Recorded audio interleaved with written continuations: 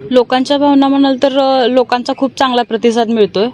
लोक उत्स्फूर्तपणे आमच्यासोबत प्रचारात फिरतायत. सगळीकडे व्यवस्थित प्रचार चालू आहे आणि लोकांचं असं म्हणणं आहे की आम्ही तुमच्या नेहमी पाठीशी राहील, त्यामुळे तुम्ही पुढे चालत राहा. आणि विजन म्हणाल तर विजन असं आहे माझं की विजन तर काय, महिला सक्षमीकरण आहे, रस्ते आहेत, अंगणवाड्या आहेत, हे सगळ्यांच्या आधुनिक सुविधामध्ये सुविधा आणायच्या आहेत.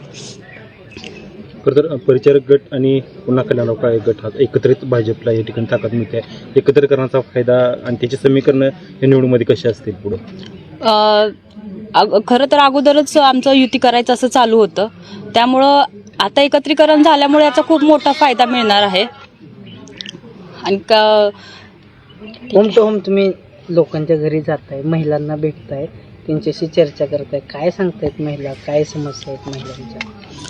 महिलांच्या समस्या भरपूर आहेत. एकतर त्यांच्या आरोग्याच्या समस्या आहेत, परत बचत गटामार्फत काही तुम्हाला नवीन उपक्रम राबवता येतात का, हे पण त्यांच्या प्रश्न आहेत आणि ते मी सोडवण्याचा प्रयत्न करते. त्यांच्यासोबत चर्चा होत आहेत माझ्या. विरोधकांचं काय आव्हान वाटतं या गटामध्ये? आव्हान असं नाही म्हणता येणार, पण ठीक आहे, सगळे मिळून चालतोय, प्रचार करतोय, होईल. आता जनता सगळ्यांना प्रत्युत्तर तर देणारच आहे. पंढरपुरात भारतनानांची सून नगराध्यक्ष झाली तर वसंतदादा सुनेला लोक साथ देतील? हो, नक्कीच, 100% साथ देते.